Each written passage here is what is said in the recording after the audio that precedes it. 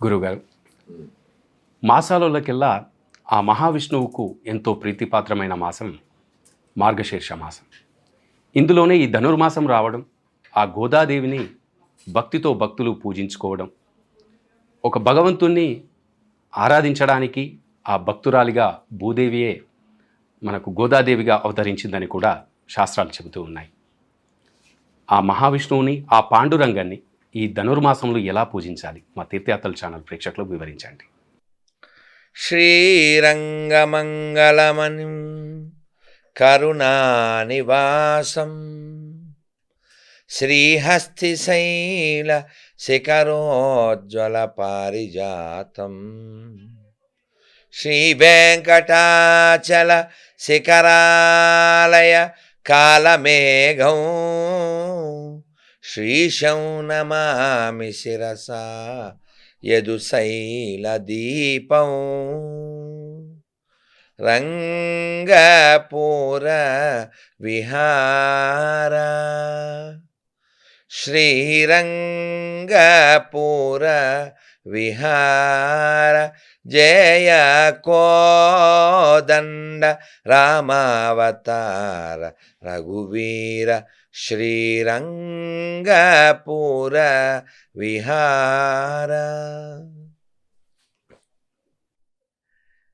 మీ అందరికీ ధనుర్మాస ప్రారంభోత్సవ దినోత్సవ శుభాకాంక్షలు. గోదారంగనాథ స్వామి భగవానికి జయ. చాలా మంది ఆచార్యులు, చాలా అవతారాలు ఈ భూమి మీద జరిగినాయి. మనం అందరం భగవంతుణ్ణి ఎలా పొందాలి అనేది తను ఆచరిస్తూ చూపించడానికి వచ్చినటువంటి అవతారమే గోదాదేవి. ఎలా పొందాలి భగవంతుణ్ణి, ఎటువంటి యాటిట్యూడ్, ఎటువంటి భావన ఉంటే మనం పొందగలుగుతాం, అది గోదాదేవి మనకి నేర్పించడానికి వచ్చింది.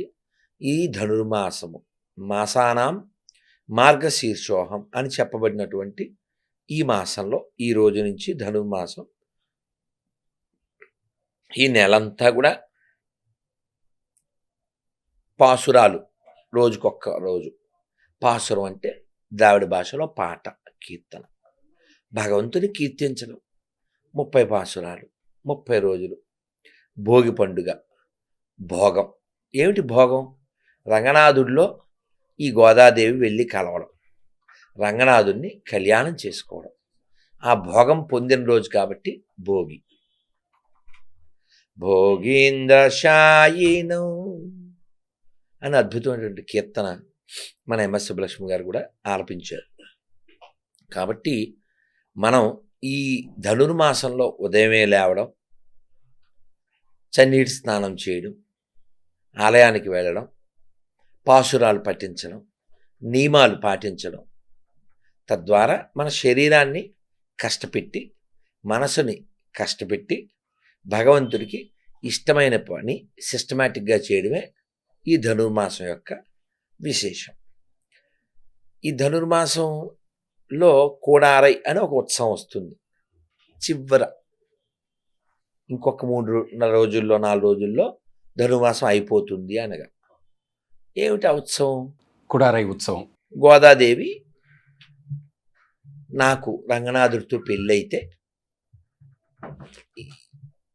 గుండిగలు అంటే తెలుసు కదా, పెద్ద పెద్ద పాత్రలు, గంగాలం అటువంటివి 100 వాటితో పాయసం సమర్పిస్తాను అని అనుకుంది, మొక్కుకుంది ఆవిడ.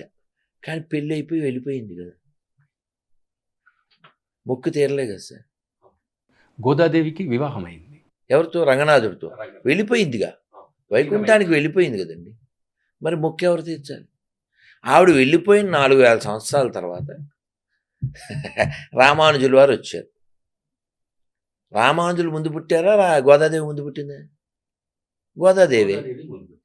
కానీ రామానుజులు ఏమని పిలుస్తారు తెలుసా? గోదాగ్రజ అని పిలుస్తారు. ఎట్లా?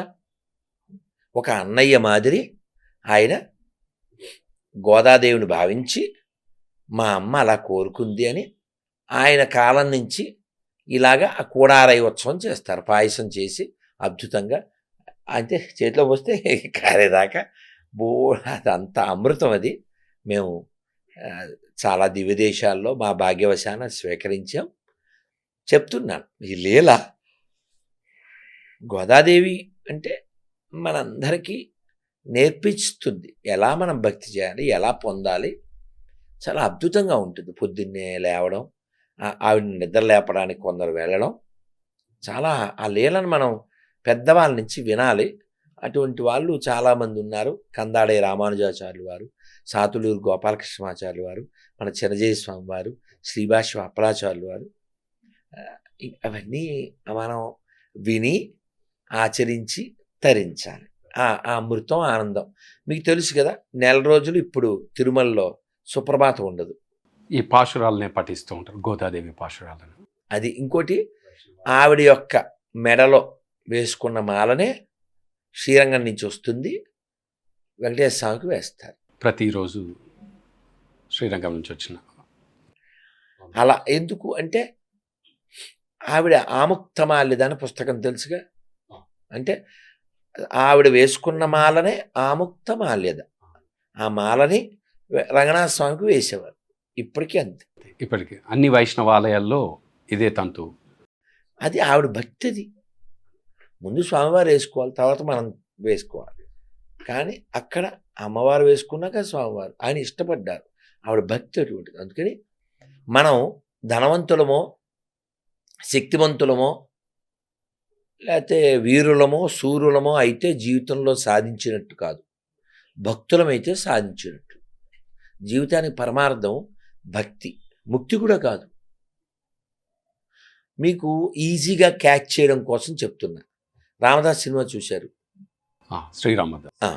మీకు అంటే తొందరగా పట్టుకుంటారని చెప్తున్నా. రామదాస్ అడుగుతాడు, నీకు మోక్షం ఇస్తాను వచ్చే అంటాడు. స్వామి అక్కడ నీ భజనలు ఉంటాయా అంటాడు. ఎందుకు అంటాడు. నీ కీర్తనలు ఉంటాయా అంటాడు. ఏం ఉండవు అంటాడు. అయితే నాకు వద్దు, నాకు ఆ మోక్షం వద్దు అంటాడు. నిన్ను కీర్తిస్తూ నిన్ను భజిస్తూ ఇక్కడే ఉంటాను స్వామి, ఇదే నాకు మోక్షం అంటాడు. నీ భజనలు లేనివి లేని వద్దు నాకు అంటాడు. మీకు అర్థమవుతుందా? అందుకని ఎప్పుడు కూడా భక్తుడు అనేవాడు భగవంతుని కీర్తించాలి అని కోరుకుంటాడు. రామచంద్ర రఘువీరా రామచంద్ర నధీరా రామచంద్ర రఘునాథ రామచంద్ర జగన్నాథ రామచంద్ర రఘునాథ జగన్నాథ రామచంద్ర రఘునాథ రామచంద్ర మమ బంధు రామచంద్ర దయ సింధు. చాలా చక్కగా గురుగారు.